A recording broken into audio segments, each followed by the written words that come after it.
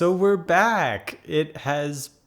Oh God. It's been a very interesting last couple of months. I would always be getting in these different grooves and momentums, which is how I have 15 unreleased episodes. Because this podcast was so important to me, it was so much harder to put the time into it because the fear of failing at something that you love so much is very petrifying at times. I'm back in that groove. Enough about me, let's get to the special guest, Audrey Holcolm, who you may know as Eden from Stranger Things Season 4, because it is a special Stranger Things week. One little disclaimer, I have a tendency to meander in my questions. It's gonna sound like the guests are cutting me off. They're not doing that. I'm cutting myself off in editing because I take...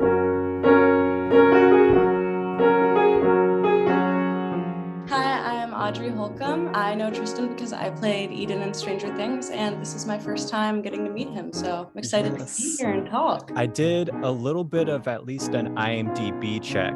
I saw that Stranger Things was one of your first big projects similar to me, so I thought we might be able to connect on kind of having a first big project be such a big show.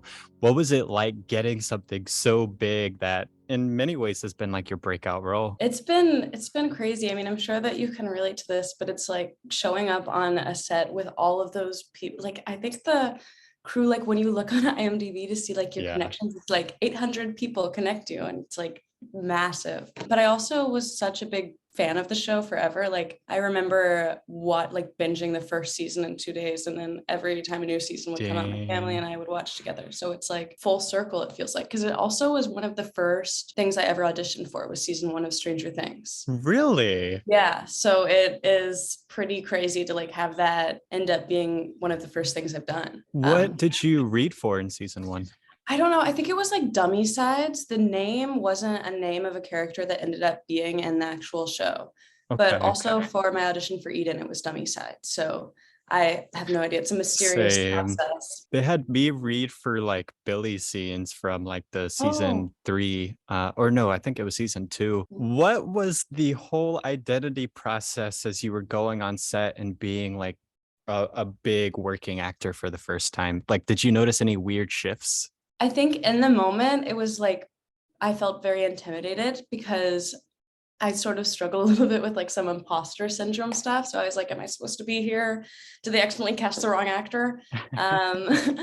But then after the fact, after I had the experience, I was like, oh, that was actually one of the most amazing things I've ever done in my life. And it made me feel very secure and knowing what I want to do and what is exciting to me. Actually being there, it was scary, but after the fact, it made me feel more secure in myself, that I had such a great experience and felt I had that direction. Yeah, this confirms kind of one of my theories. A lot of people talk about how you get your breakout role and then everything kind of falls into place. And some of it is you finally have a little bit of a resume so that people feel comfortable taking a chance on you.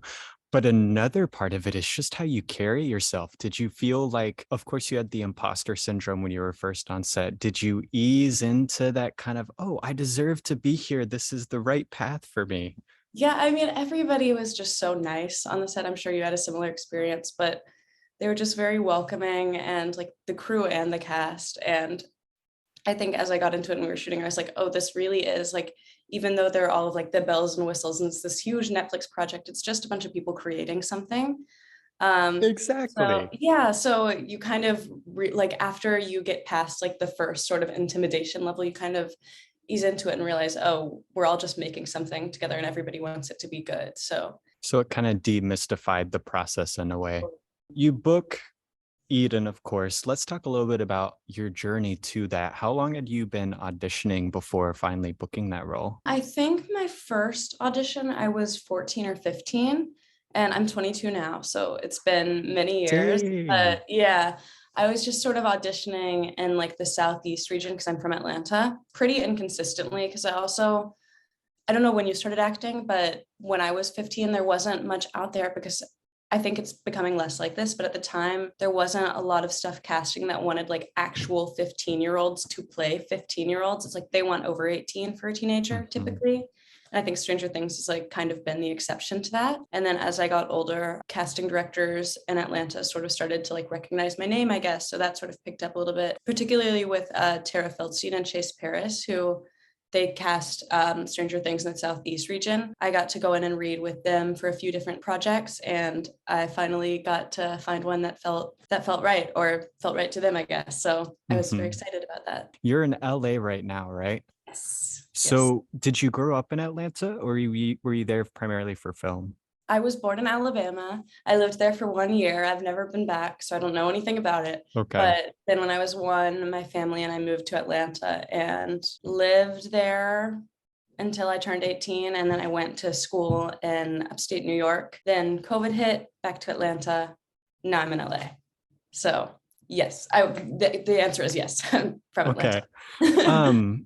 So first, you went to New York to attend which school? Bard College. Bard College. I've heard of that. I think a few of my friends went there. Yeah, it's very like arty, liberal arts. So Yeah. have you always wanted to be in the film industry or in acting? I can't remember a time where I wanted to do anything else. I mean, I think when I was little, I would tell people that like I wanted to be an actor and a singer, but I can't sing. So that kind of got rolled out. There's always been an interest in acting for me. And I think like the first time that I got to like do it was like sort of those like school plays in 6th grade and 5th grade. And I was like, this is it. So I started like going to camps and taking classes and stuff. And I was like, yeah, this feels right. There was a period of time I'm remembering now where I said I wanted to be an author. And I actually think that's interesting because I feel like sort of the draw of acting and writing or like reading and literature is kind of similar to me. And I'm really interested in like character analysis and psychology. And I remember taking like a psychology course my freshman year of college. And I thought that it would just be like analyzing people, but then it was like actually memorizing things and science.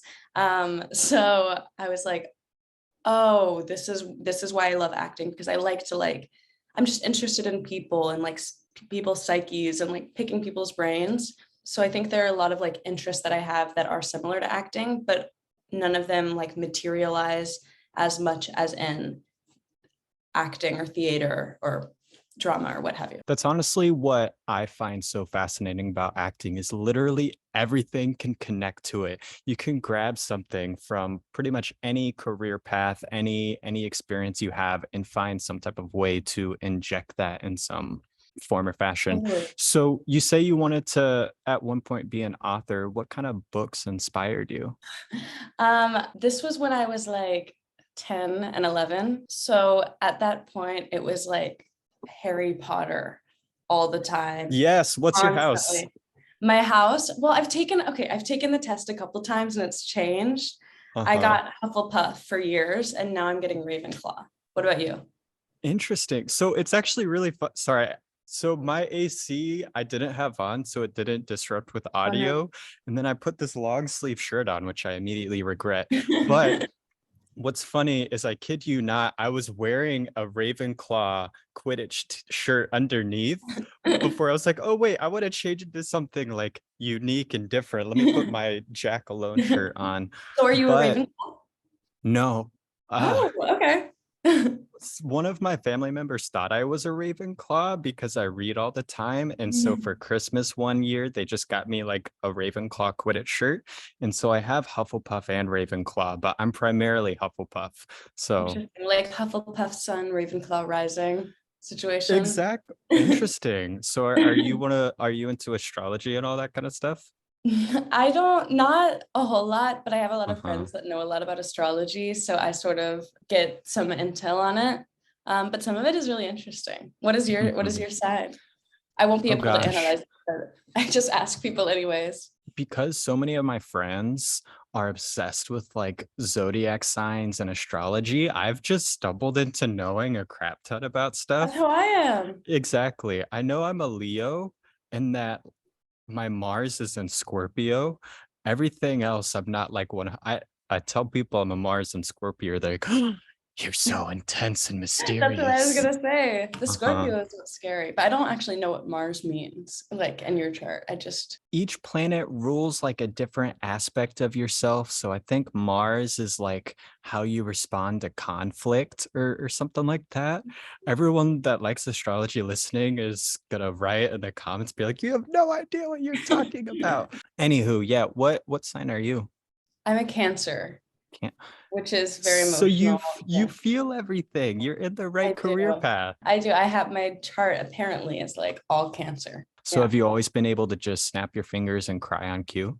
Honestly, not as much as I've gotten older, but when I was like 12, 13, I could cry at anything. Like I could drop Really? something and burst into tears. I think I was just a very emotionally charged 12-year-old.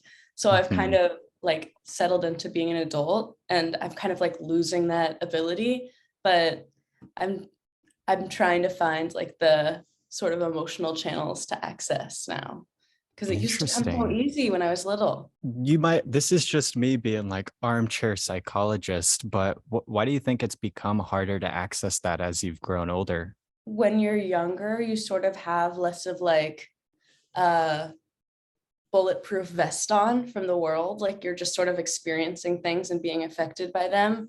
And I think as you get older, you're more like experiencing things and thinking about how people are perceiving you being affected by them, if that makes sense.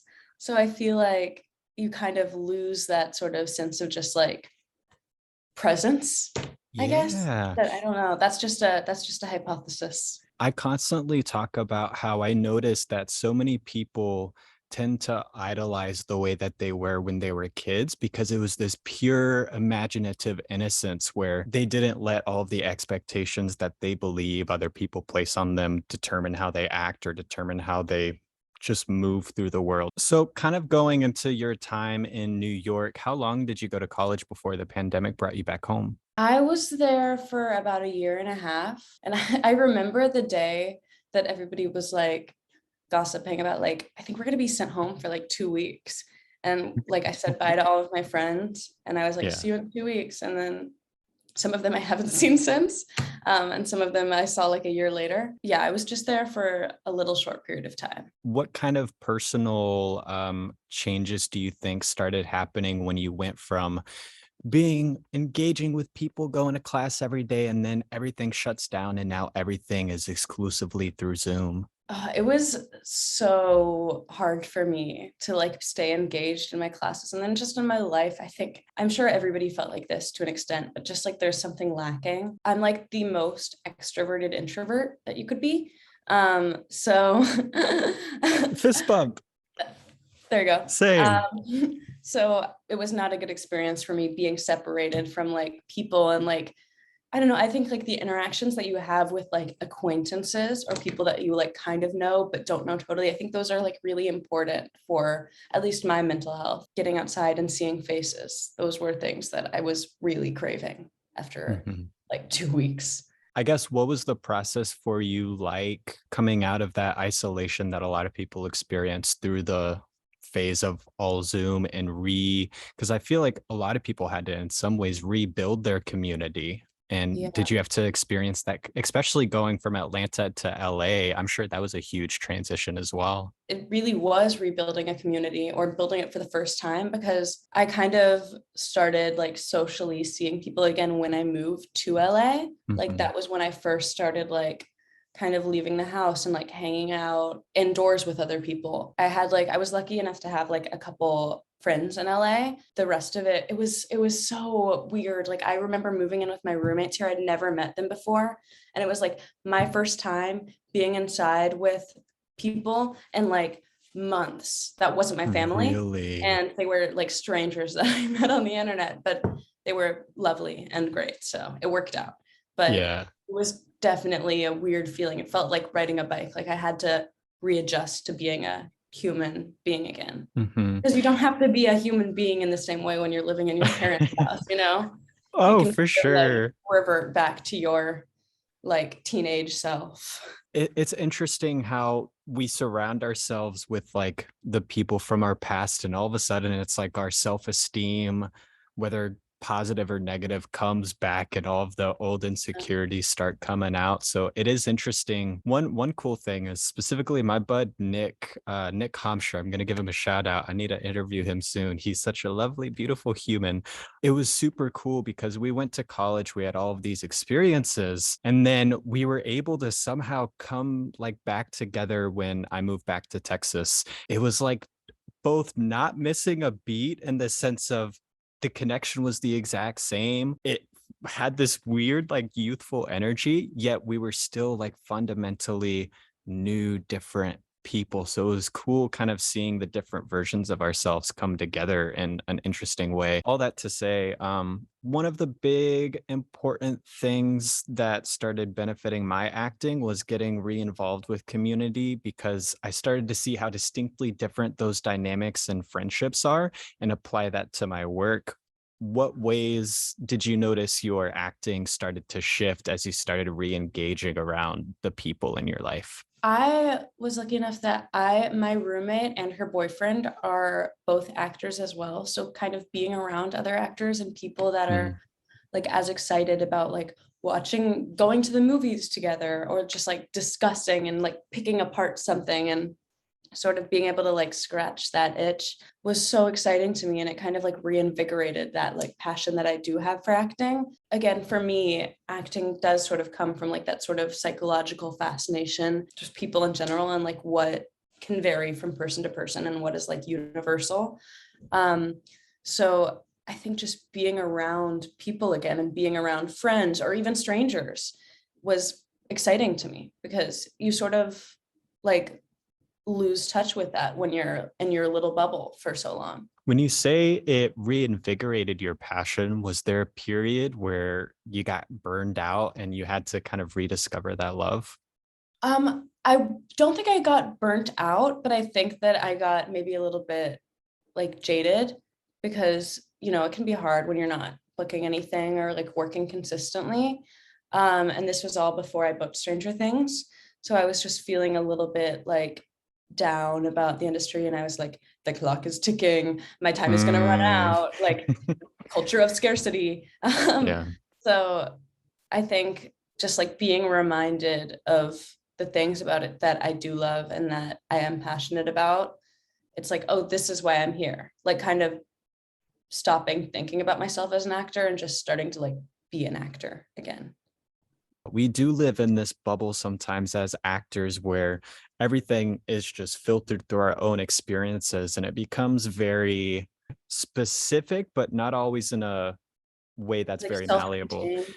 Exactly. So I'm in self-contained. That's exactly the word I was looking for. It becomes so self-contained, and it is hard to kind of breach out of that until you're intentional about breaching out of that. When it comes to like that process of reinvigorating that passion, was it a gradual thing? Was there like a distinct moment where everything clicked and you were like, oh, this is why I do it? I think it probably was more of a gradual thing. I mean, I think I go through moments like that sometimes where like I'm not working and it like I'm like dying to just get out there and do something. And I've now started to be able to find like things in my life that I know that I can like look to reinvigorate that. Like I've been Mhm. reading a Meisner book right now, and it's been super fascinating, and it's something that I'm passionate about and something I'm excited to pick up. And just like the fact that I like look forward to opening it up and taking little notes in the margins, like that tells me that this is something that I love and that I care about. And then also there was a period a few months ago where I was just feeling a little bit down. So I just enrolled in an acting class in LA, and I did that for a couple months. And being able to like get out there and do something, even if it's not like in a work environment, but like taking a class or like discussing things with friends or like analyzing movies with friends, just there's so many things that you can do on your own that can sort of fulfill you in that way, that are within your control. Those are the things that are the most helpful to me, because so much of it is out of your control and out of your hands. I love that. So finding essentially where you can lay anchor so that you're Yeah. not waiting for people to ask you to audition or offer you an opportunity. You're starting to create some of your own opportunities. The thing that just hit me is it's almost like you've shifted from waiting for opportunities to realizing that everything is an opportunity, in the sense of everything's an opportunity to grow, to learn, and finding interest in that more than like. And that's one thing that I notice is a lot of actors, they start to get that breakthrough when they start looking at like auditioning as part of the work instead of trying to get the work. One thing I would love to talk about, because I want to see how paralleled we are. You're saying a lot of things that I've internalized, and I'm trying not to just repeat exactly what you said, but I'm like, I've been thinking all of this so much. You probably articulate it better. So go ahead. Oh, definitely not. I feel like I'm so all over the place. This is actually my first interview I've done in probably like 4 months. Oh. So I feel like I'm a little out of the loop in a way. So is You're why doing it's so. great. I Well, mean, it thank just feels you. like a conversation, which is like the best. I mean, I don't know, but to Yeah. me, it feels like the best thing, that For best case scenario. sure. And it's cool because we don't really know each other. We just inadvertently work together. So people are being able to hear us actually like bond and Yeah. kind of become friends in a way. That being said, you may get off this call, be like, oh my God, he's so meandering. I hate him. I never want to talk to him No. again. But I block your number. I know, right? You filmed Stranger Things. What was it like when you rapped? Did you have those big, like, oh crap, what's next? What I do after this? Because there was so much time in I between know. rapping and when it was released. And I don't know about you, but I wasn't able to say anything about my Yeah. involvement. What was it like having to hold that in, knowing that this is your big break, just waiting out there, that in some ways it feels like you're waiting on, but it's hard to not, it's hard to realize you can't wait on it while having it there in the background. What was Did that you feel process? like, I felt like after we wrapped, especially after, because for me it was like almost a year and a half before it came Same. out. Yeah. Yeah, that so I sort of felt like, I was like, is that real? Like, did that actually even happen? And then I got to a point where I was like, it just felt so like separate from like the life that I was living, that I was like, oh, they're probably gonna cut me out. Like, just like kind of like being like a little cynical about it. Like, it's like I'm barely in it for 2 seconds, like just kind of like downplaying it to myself, because I don't think I wanted to get too excited about like what it could mean or what it could be, or like in case, I felt bad about my scenes, or like I didn't do a good job. You did And incredible, by the way. thank you. So did you. So did you. I was so excited to talk to you, and I wanted to compliment you, but I don't want to derail the conversation. But you were incredible, and shocking to me how nice you are. Um, Everyone because says that. yeah, you're a very nice guy, and you play a very nasty guy. Oh But yeah. I what do you mean? I beat up little girls for fun in my real life. also, something that I wanted to like bring up to is, and I was wondering if like this was on your mind at all, because I know that for me, I only got like the scenes that I was in. I didn't get the rest of the scripts. I was really interested in your character and Angela's character, sort of as like parallels of each other. Have you thought about this at all? I'm so in my day-to-day life, I somehow have found myself in some aspects being a leader in like a couple of ways, but most of the time I'm just a blatant follower.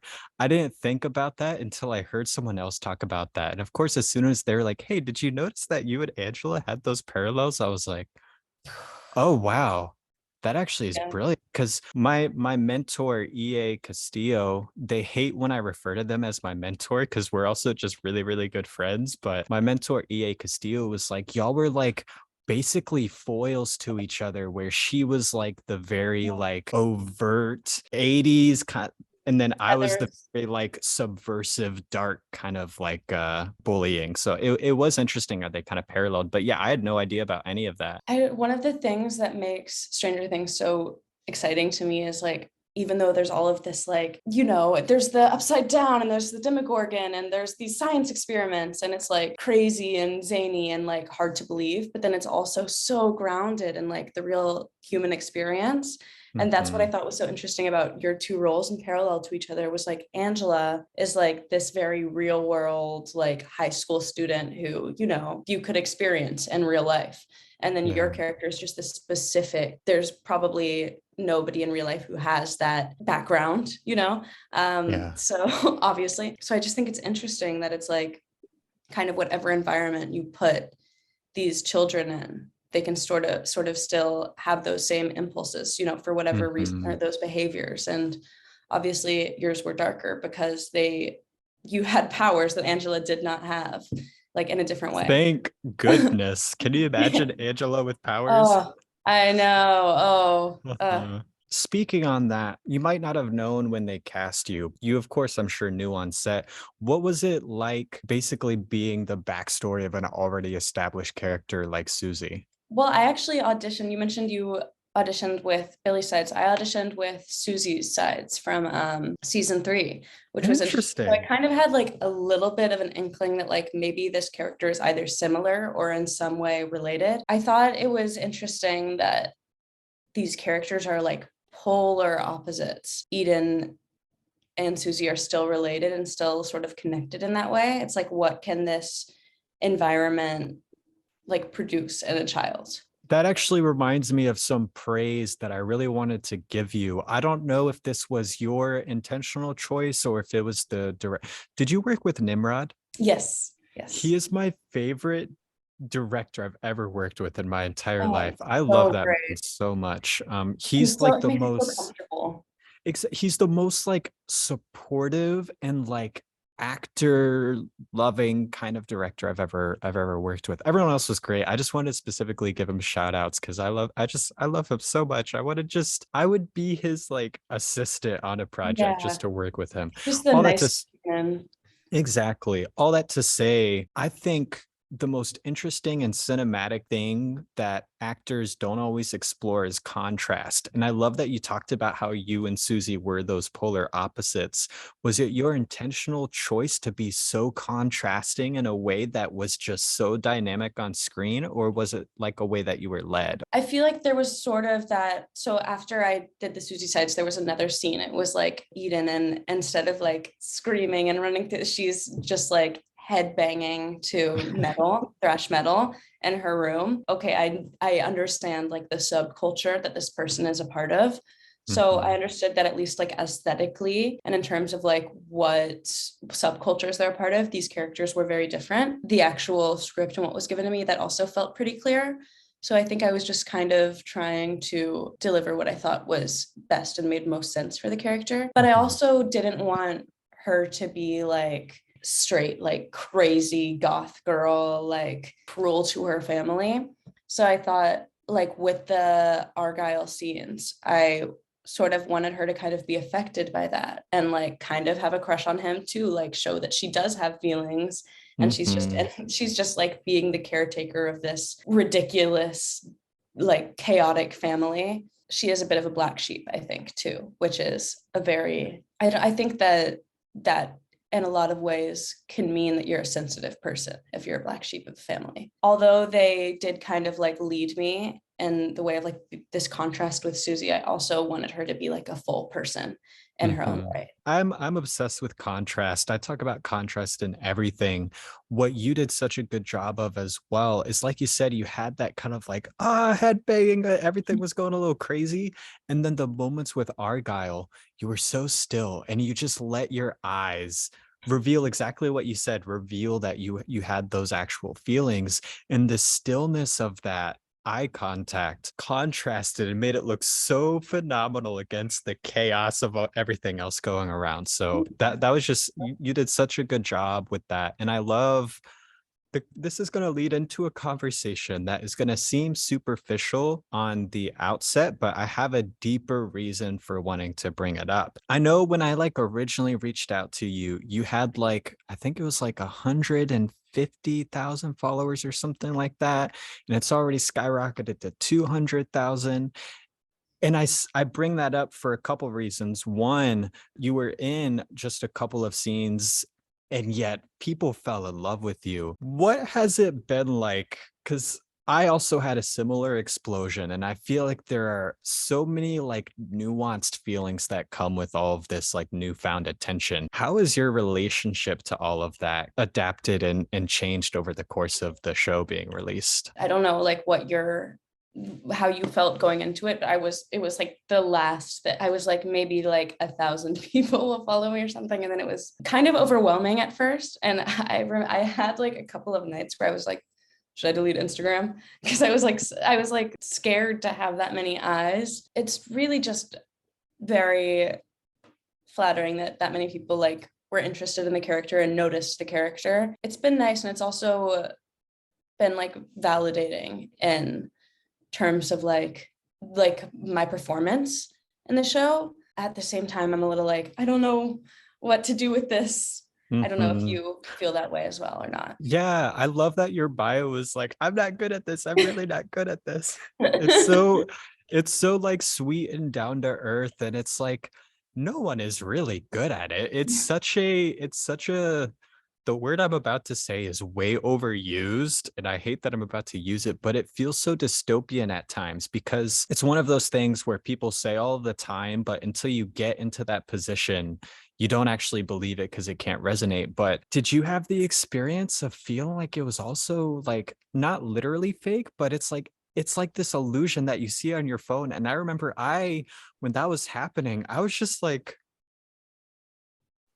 why do I not feel anything? Totally. It's just like there, and you're just like, I don't know how to respond or react to this. It's just happening. And I think everybody, they put like a following on this pedestal, and then you get there and you realize, well, I haven't changed at all. Like this thing that people are following me for, I did like a year and a half ago, so I don't even feel like that same person. I'd be curious to know if you've had like a up and down relationship, because what I noticed is it happened, I saw it as validation that I did a good job. I saw it as like proof that this is the right path. But then it goes into this like weird, like, well, now I'm noticing I'm changing the way I'm talking sometimes to please a wider audience. And how do I stop doing that while also making sure I honor the fact that my new audience is a little bit like younger, and there's a lot of weird like shifts, and then you're like, I shouldn't shift because I want to honor my authenticity, but also it's weird. That um thing that you were saying about like it feeling kind of fake, that is exactly how it feels to me still, honestly, because in terms of like my like non-digital life, like my life when my phone is off and I'm not like mhm. on Instagram, it's like I'm auditioning more and I like have been having more opportunities that I wouldn't have had before. But otherwise, it's like really the same. I see the same people. I go to the same coffee shop. I like eat the same lunches.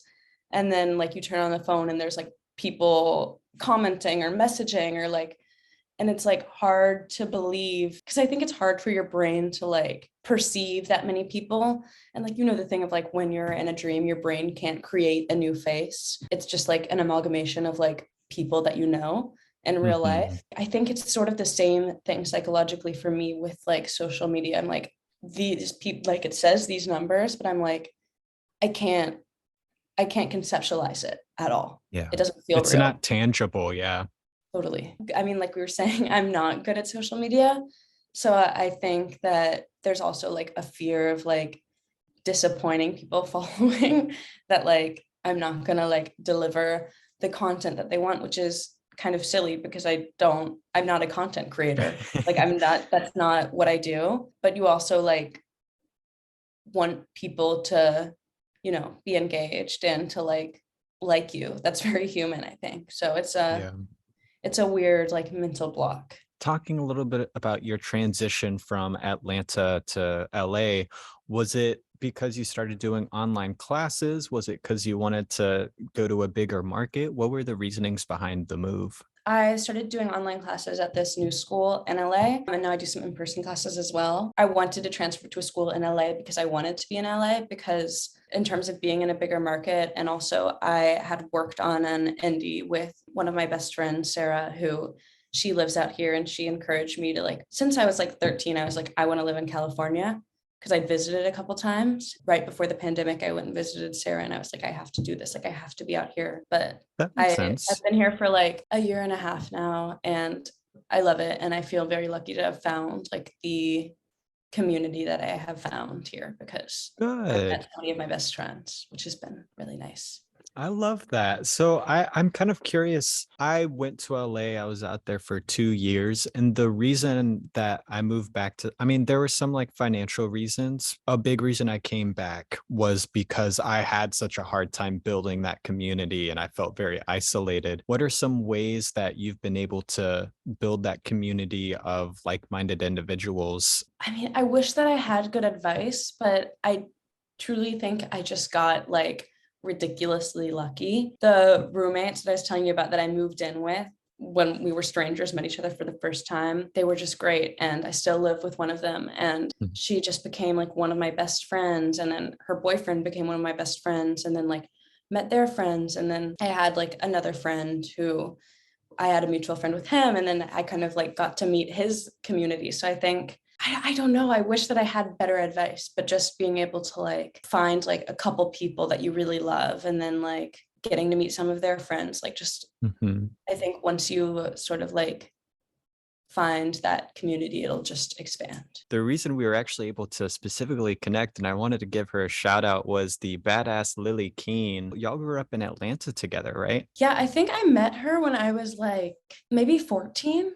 I Hmm. maybe a little older than that. I'm not sure. But we were young and we took like weekly acting classes together and she is just so talented and great. And I Hmm. haven't seen her in a little while, but I shout out to Lily. She's the Oh best. yes, I'm so appreciative to her for being able to connect us. Her mom is one of my favorite people that I've ever met. Her mom, Lee, is like she's been my biggest supporter for the longest time, so I'm always going to have a soft spot for the Keens, but How did you and Lee meet?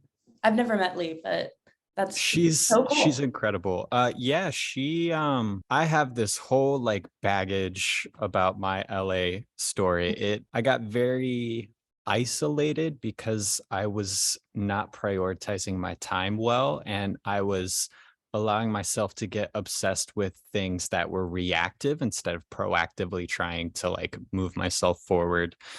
But all that to say, I'd been in LA for maybe a year and a half, honestly. I had no agent. And then Lee just finds my profile. I think it was on LA Casting or something like that. Reaches out to me. It's like, hey, you seem really cool. I'm trying to get new clients for my management company I work with. It just kind of went from there. She left that company to go be an agent herself, was basically offered because I had another agent at the time that she actually helped me get.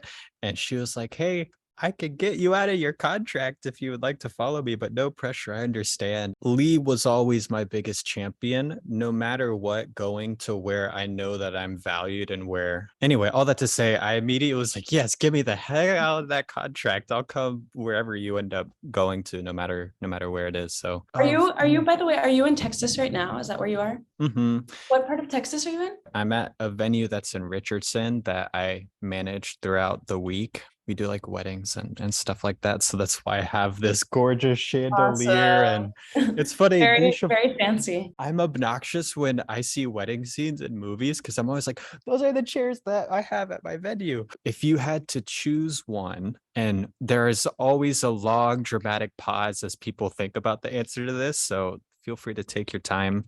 What is the life mantra that you're working to live by? I'm obsessed with mantras because they're these things that if I'm going through anything throughout the day, I can just whisper in the back of my mind that mantra. Mine is celebrate privately, love publicly. Whenever I feel like I'm in a glitchy phase, I have to remind myself, okay, this is where the focus is. Let me put that in the frame of mind, and that helps me move forward. Wait, I think I have one actually written down, and it kind of has to do with acting, but I think it can be applied much more generally. I'm just gonna spell the name. Vesvevelod.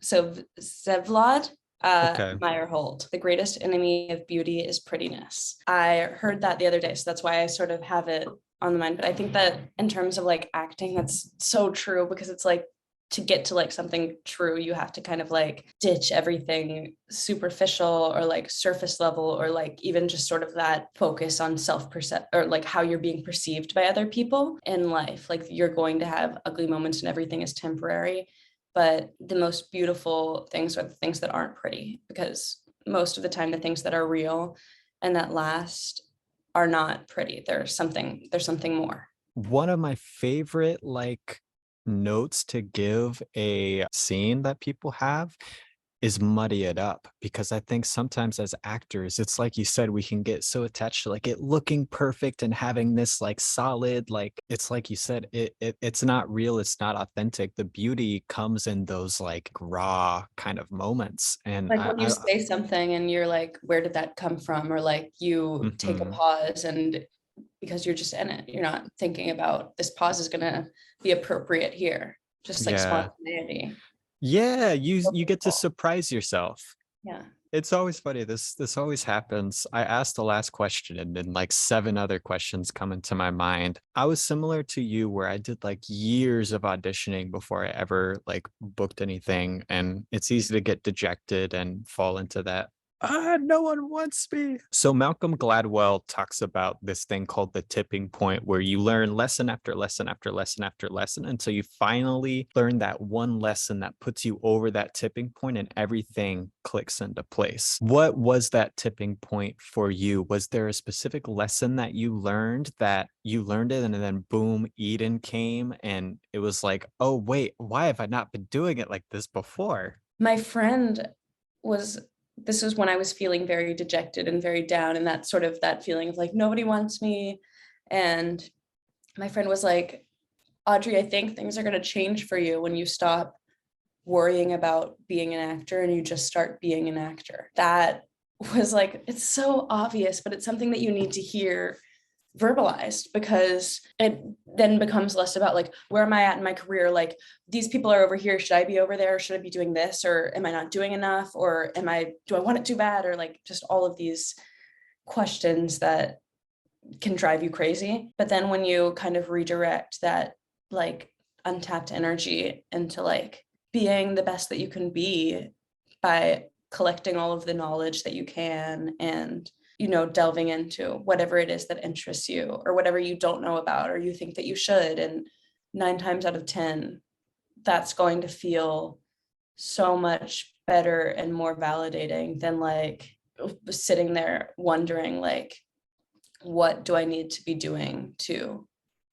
reach that next step of my career? Because that step is going to look different for everybody. Whatever you're passionate about, just consume as much as you can. A bunch of interviews I listened to, a bunch of my friends I talked to, that is like one of the realizations that clicks everything into place. It's just, oh, I'm being an actor instead of just like existing in this moment and seeing kind of what happens. So I appreciate you for coming on the show, This Audrey. was This so was much so cool. fun. Yeah, It's it so was so nice to meet you, even in this Zoom yeah, format. you as well. Yeah. I hate asking actors what's next, because that's like my dreaded question of like, but is there anything that you would like to plug? Any like thing that you're excited about that you'd like to send people's attention towards? Well, I did a short film recently with my friend Peter B. Samuels. It's called Scary Story. You can go to, I think it's Mhm. scarystorymovie.com. Maybe some other things coming down the line in a little bit, but we'll see. My Instagram is Audrey E. Holcomb.